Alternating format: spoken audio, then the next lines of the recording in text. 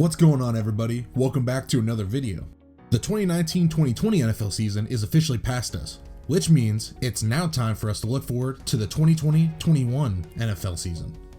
I know it's early, but it's never too early to look forward and get ahead of the curve.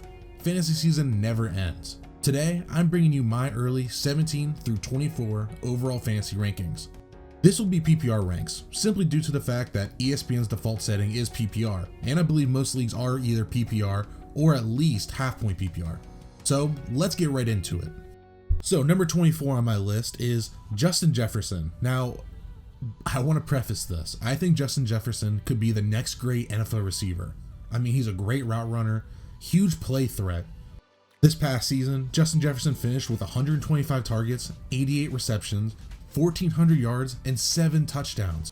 That was wide receiver 6 in both standard and PPR leagues. That just doesn't really happen from rookie receivers to have this good of a season. With having Justin Jefferson at 24 overall, I had to have some flaws with his play. Now, some stuff that doesn't have anything to really do with him is I'm not the biggest fan of Kirk Cousins. But I will say Kirk Cousins has proven in the past that he's been a good enough QB to make two fantasy weapons relevant. Adam Thielen and Stephon Diggs did it for a 2 to 3 year stretch, and now last year, Thielen and Jefferson were both pretty good fantasy weapons. When you look at Jefferson's season overall, when you look at just the stats, you think, wow, he had a crazy breakout season. He looks like he's next up. He's elite, which he is. He is a really good receiver, but if you take a deeper dive into it, it's not all that's cracked up to be.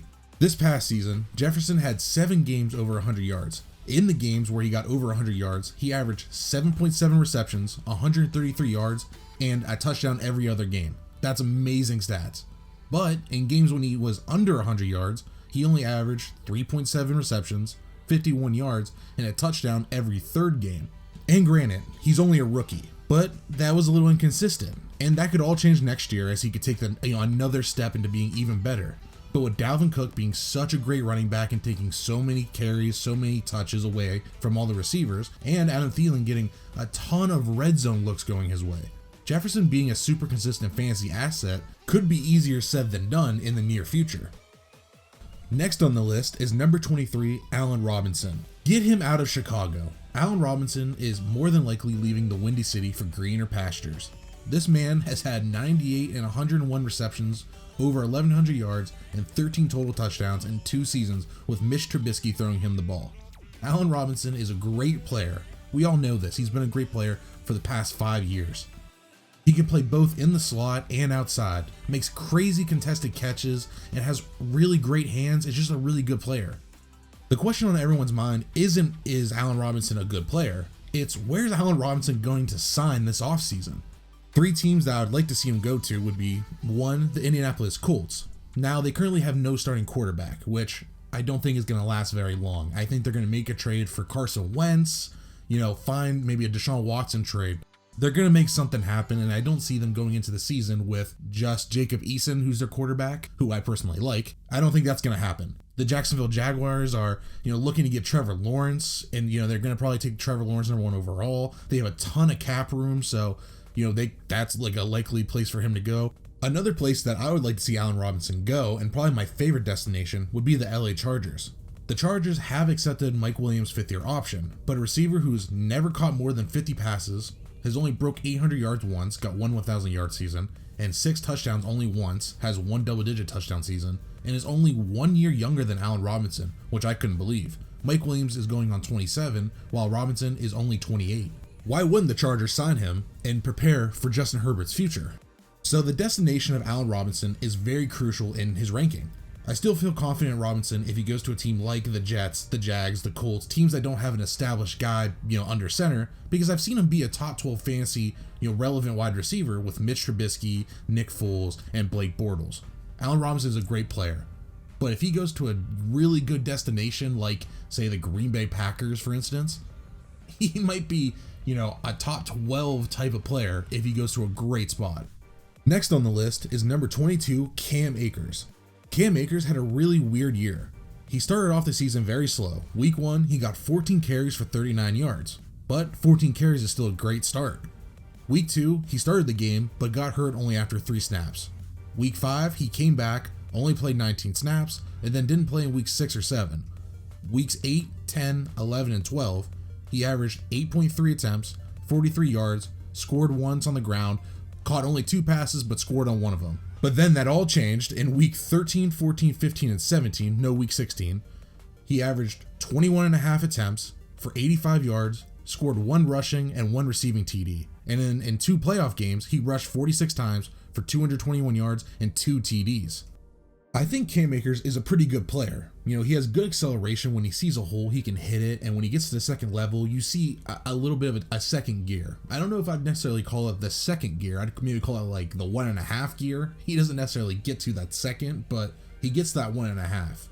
He's not crazy quick, but for a 220-pound back, he's pretty quick for that size. And I'd say he catches the ball pretty well. He didn't have a ton of receptions last year, but when he did, he caught it pretty well. And he's pretty shifty in open space. There's a lot of times where, he catches a pass out in the flats, linebackers on him really quick, and he sidesteps them, spins off of them, stiff arms them, has a lot of different moves to his game, which I like to see. I think Akers will come into the season as the Rams' starting running back, and that's what held him back this past season. Is he was in a 3-man committee with Malcolm Brown and Darrell Henderson, where he was constantly, battling. Was he the first guy, second guy? He got injured, then he'd come back, play, not play. Other guys are getting hot. That committee might be gone next year. I think the Rams still want to use one, but there's no Malcolm Brown. Malcolm Brown's a free agent.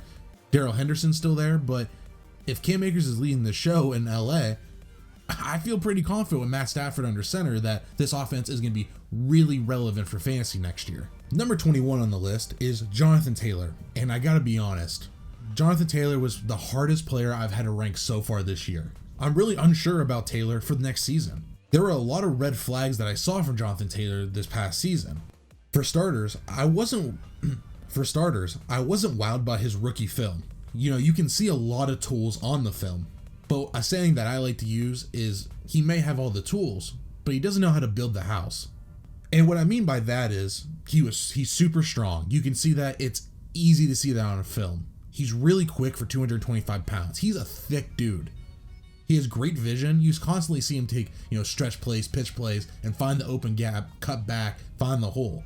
He has really good top end speed. He can really get there with good acceleration, and he plays with an elite offensive line. But just because he has, all of these tools doesn't mean he knows how to necessarily use all of them together to be a really great player. And this isn't to say that I think Jonathan Taylor is doomed as a player or anything like that, is going to be a bust, because I still have him at 21 overall. He's a rookie and he didn't get to play super early in the season and didn't get a ton of run until, midway to the end of the year. He still has the potential to be a really great back. One of my biggest flaws of Jonathan Taylor's is when he gets to the second level, when he gets past the line of scrimmage, when he makes that great cutback, he doesn't finish the run for me. He isn't what I want my fantasy back. He lowers his shoulder most of the time. I would say 8 to 9 out of 10 times, really, he lowers his shoulder, and he will run through the safety. He'll run through the linebacker, the corner. He'll fall forward for an extra, 3, 4, 5 yards. But he never makes the dude miss. I just can't see him being able to make the safety miss, get past that last guy to break off the big 80-yard run. He's going to run through that guy, and he's going to get you, 5 extra yards, which is great, in the red zone. But when he's on his own 20 and he gets, a 10-yard gain, when if he just makes that last guy miss, it could be 80. You're going to be, that's good, but it's not going to work to be an elite fantasy back. Another red flag for me with Jonathan Taylor is the lack of playing time to start the season. Weeks 1 through 10, he only had one game over 60% of the snaps. Why is that? Why did they draft this guy so high, but then just kind of refuse to give him the job? They refused to make him the workhorse back. And he had a big stat differential between weeks 1 through 10 and 11 through 17.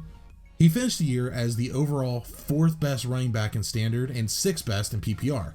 But weeks 1 through 10, he played 9 games, averaged 12.5 attempts for under 50 yards, had 4 touchdowns, 22 receptions. At that point, he was running back 18 in standard, 19 in PPR. But from weeks 11 to 17, he didn't play in week 12. So in 6 games, he averaged just under 20 attempts for over 123 yards, 7 touchdowns, 14 receptions, caught a touchdown. That was fantasy RB number 2 in standard, 3 in PPR with missing a game. So like I mentioned earlier, I'm not saying Jonathan Taylor is completely doomed or anything like that, because I still think he is a good, talented player, and he's only a rookie, going into his second year in the NFL. But I don't want people to see the stats and see the last, 6 games and go, yep, he's a top 10 player, he's a top 10 back. Because from what I saw on film, he's not the player that I'm going to go all in on this year. I'm not putting all my chips on Jonathan Taylor this year. At number 20 on the list is Keenan Allen. Now, this one I'm going to do short and simple. It's the same story every year. Keenan Allen is an elite route runner who's maybe not the most athletic guy, the biggest guy in the world, but he's just special when it comes to route running. That's his specialty. He gets open.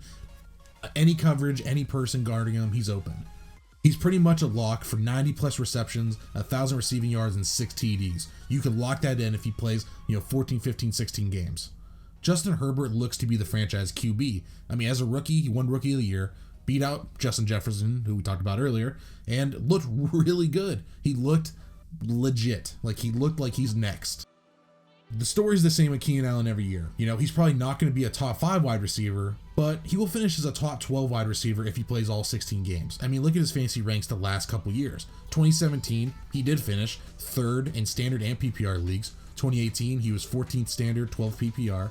2019, 11th standard, 6 PPR, and then 2020, he finished 18th standard, 13 PPR, in only 14 games.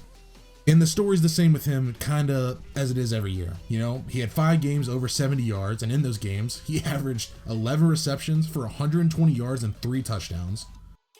And in 9 games under 70 yards, he only averaged 5 receptions for 43 yards and 5 TDs, so the TDs kind of saved him in those bad performances.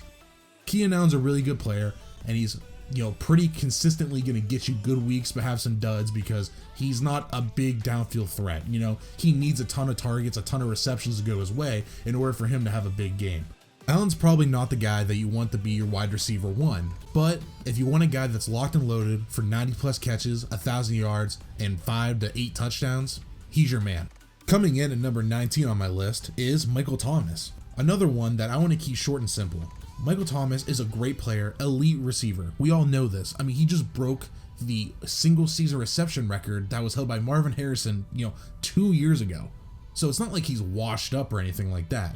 He battled a lot of injuries this past season. He didn't play with Drew Brees for most of the year due to injuries from him and Drew Brees. They, kind of came back at different times and never really met up. Coming into this season, I don't want the narrative to be that Michael Thomas is screwed because Drew Brees retired. Of course, Drew Brees retiring isn't helping anybody, but when he had Taysom Hill at quarterback, Michael Thomas wasn't a complete dud. Look at his stats throughout the year. Against Atlanta, he had 12 targets, 9 catches for 104 yards. Against Atlanta again, 11 targets, 9 receptions, 105 yards. The next week against Philly, 8 targets, 8 receptions for 84 yards. Those are good games. And I don't think that Taysom Hill, or if you throw in Jameis Winston, I don't think that makes Michael Thomas, completely undraftable or, throws him off the board for you. Because we've seen Jameis Winston do it with Mike Evans and Chris Godwin, make them fantasy relevant. And I've seen some good games from Taysom Hill. We still had plenty of time to figure out who the Saints starting quarterback is going to be for the 2021 season, but don't be afraid of Michael Thomas come this summer. Next up on the list is number 18, Austin Ekeler. Now this is a player who I'm pretty confident in for 2021. In 2020, I was skeptical of Ekeler, but all my criticisms were answered by this past season. I was worried that Ekeler would be a James White type of player, a player who's just a pass catching back and maybe averaged 5 to 8 carries a game. In 2020, Ekeler averaged 11.6 attempts per game. If we remove week 4 where he only played 3 snaps, then he averaged 12.6. If you take his 10 game stats and average them out over 16 games, he would have totaled 186 attempts, 848 yards, 1 rushing TD, 104 targets, 86 receptions for 645 yards, and 2 receiving touchdowns. In PPR leagues, that's 253.3 points in over 16 games. That would have made him the RB6 in PPR leagues. And that's if he rushes for less than 1,000 yards as a starting running back, and only finished the season with 3 total TDs. When Ekeler was injured, the Chargers couldn't find a running back they wanted to use. They tried using Kalen Ballage, didn't work out. Joshua Kelly didn't really work out for him either. They tried a bunch of different guys, but really couldn't find someone to replace Austin Ekeler. And when Austin Ekeler came back, he immediately took the starting role back. Although I will say, I don't believe Ekeler is, the best running back talent on this list. His pass catching skills are what make him great. If he can put up 80 plus catches and run for 800 plus yards, He's going to be a top 12 running back next season because he's not going to only finish with 3 touchdowns. That's super unlikely. If he finishes anywhere from 8 to 12, there's no way he's not a top 12 RB next season. And the last guy that we're going to talk about today is number 17, AJ Brown. AJ Brown is a hell of a big play threat receiver. He's one of 9 players to have 5 or more 40+ yard receptions this past season. And I will admit, this season was a bit of a comeback to earth type of season. In 2019, he averaged 20.2 yards per reception, which is extremely high. In 2020, he averaged 15.4, which is the 12th best in the NFL, so I don't want you to think that, it lost 5 yards, so it's a lot worse. Justin Jefferson averaged 15.9, Mike Williams 15.8, some elite guys, DK Metcalf 15.7, Calvin Ridley 15.3, and Tyreek Hill actually averaged less at 14.7. And not to mention that AJ Brown was 10th in yards per target at 10.1 yards per target. So every single time he was targeted, it was on average over 10 yards. So let's be honest about what AJ Brown is. And one thing he isn't is a highly targeted player. So if you're looking for a PPR machine, it ain't gonna be Brown. There's 2 different ways to get fantasy production. You could do it like AJ Brown, who gets 7, 8, 9 targets a week, catches 5 balls for, big shots downfield. Or you could do it like someone like Keenan Allen, where every week, he has a chance to get 10+ targets and hopefully gets you, 8+ receptions. That's a real realistic thing for Keenan Allen, and that's not going to be AJ Brown. AJ Brown only had 2 weeks where he was targeted double-digit times, never had any catches over 10 in a game, where Keenan Allen, most of his games, he finished with over 10 targets and had 3 games over 10 receptions. Brown will have big games, and in games where he doesn't hit the big play, you might be wishing you got more from Brown that week. But what I do love about AJ Brown is he's only 6 foot, but he plays like he's 6'4". He's a beast in the red zone. He catches downfield contested balls like crazy. He's really, really good. And what makes him so great for fantasy football and so interesting in my opinion is he can really win your week or make his week with 1 play. And there's not a lot of receivers outside of the elite guys that you can really say that about. He is just 1 deep shot away, one catch a slant, make a guy miss, and gone away from making, his fantasy week. You can't say that for a lot of other players. The last thing that I'll say about AJ Brown is there'll be no Corey Davis this year for the Tennessee Titans. He had a big year, 1,000-yard season, and I think he's going to get paid somewhere else. And so that means AJ Brown's going to really step in and be the number 1. There should be no number 2 unless they bring someone else in and to really, battle for targets in the red zone or just targets in general, which could be a good thing or a bad thing. That's more coverage going his way, but that should be more targets going his way from Ryan Tannehill as well, and more red zone targets, which I think he really needs. So I'm really in on AJ Brown this year for fantasy football, and I think you should be too. Alright, and that's my fantasy 17 through 24 overall players for the upcoming season. Like I said before, it's still pretty early and this list is gonna change. It's just gonna change with news, signings, cuts, draft picks, all that stuff's gonna happen. But it's never too early to look towards the next fantasy season. I want to thank you guys so much for watching. I really do appreciate it. Subscribe for more, like the video, and I'll see you guys next time.